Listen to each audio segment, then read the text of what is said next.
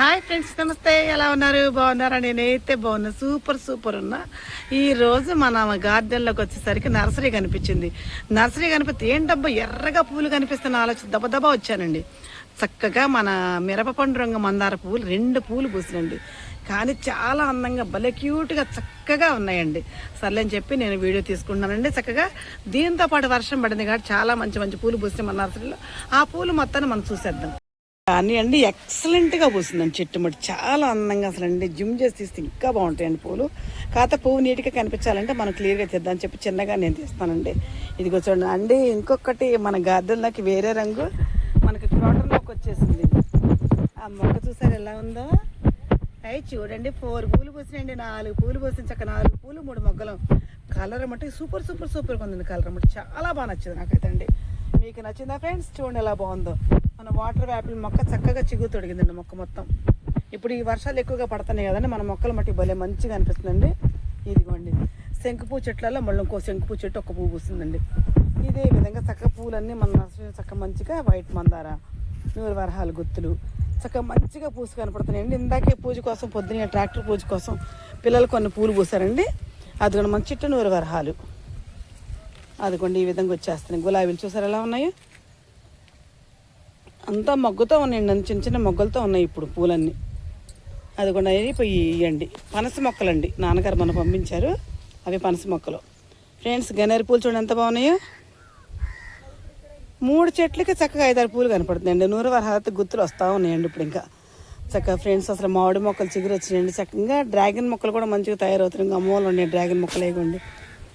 అదిగో చూడండి ఫ్రెండ్స్ 100 వరహాలు కూడా చాలా మంచిగా అనిపిస్తుంది కదండి. ఇంకోటి చూపిస్తా ఫ్రెండ్స్. ఇదిగోండి ఈ చెట్టు వెలక చెట్టు అండి. ఇది అట్లతో ఖచ్చితంగా మనకి ఎలక్కాయ చెట్టుని చేయాలంటండి. నేను మన మా ఊరు నర్సరీ తీసుకొచ్చి అక్కడ పెట్టించానండి. ఇదిగోండి ఫ్రెండ్స్ 100 వరహాలు, పసుపు 100 వరహాలు వచ్చేసింది. చూసారండి ఎంత బాగున్నాయి? చూసారండి. అండ్ ఇంకోటి చూపిస్తాను చూడండి మీకు. కాగితం పూలు ఎలా ఉన్నాయండి? ఒక్క మండ నేను కృష్ణ డాక్టర్ గారి హాస్పిటల్కి వెళ్ళినప్పుడు ఆ మండ తీసుకొచ్చి పెట్టానండి. చక్కగా వచ్చేసిందండి. ఇదిగోండి మన పంచరక మందార పువ్వు అండి. ఇయర్ మొగ్గ అండి, రేపొద్దులు పువ్వు పోసేస్తుంది. చక్కగా మన నర్సరీలో అన్నీ చక్కగా పచ్చదనంతో చక్కగా చెట్లు మొత్తం ఎంత పచ్చగా ఉన్నాయి చూడండి. అసలు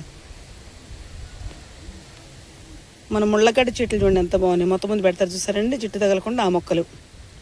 పనస మొక్కలు లేట పెట్టుకుంటూ వస్తున్నాయండి. ఇది కూడా ఇది రకమైన క్రోటన్ మొక్క.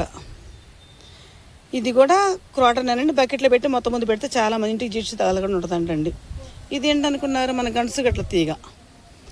దాని పై భాగంలో చక్కగా గోంగూర మొక్కలు మొత్తంగా, కింద చామ, కంద లేని మొక్కలు ఉండదండి. ప్రతిదీ కూడా నేను నా ఇంటి దగ్గర పెంచుకుంటానండి. అది గుండిలో వచ్చేస్తే చామంతి, చక్క నిమ్మ గజనమ్మ చెట్లు, అదో చామంతి మొక్క. ఇందులో ఒక లిల్లీ ఉందండి, అదొక లిల్లీ చూసారా? ఇదిగోండి ఇదేంటి అనుకున్నారు? కిడ్నీ ఆకు, రణపాల మొక్క. వర్షాన్ని మంచిగా వచ్చింది. ఉసిరి చెట్టు ఇది. ఈ 2 ఉసిరి చెట్లు పెంచానండి. ఈ మట్టి భలే ఉన్నాయండి. అసలు ఈ మంది దొడ్లు వేసేసుకుందామండి. ఇవన్నీ మీకు తెలిసిన చెట్లే. సన్నజాజి మొక్క ఒకటి పెట్టానండి, కటింగ్ పెడితే చక్క మొక్క వచ్చిందండి. కరివేపాకు మొక్క ఒకటి పెట్టానండి. చాలా మంచిగా అనిపిస్తుంది. ఈ పచ్చగుంటం వల్ల ఇప్పుడు టైం 10 అవుతుందండి, అయినా చల్లగానే ఉంది.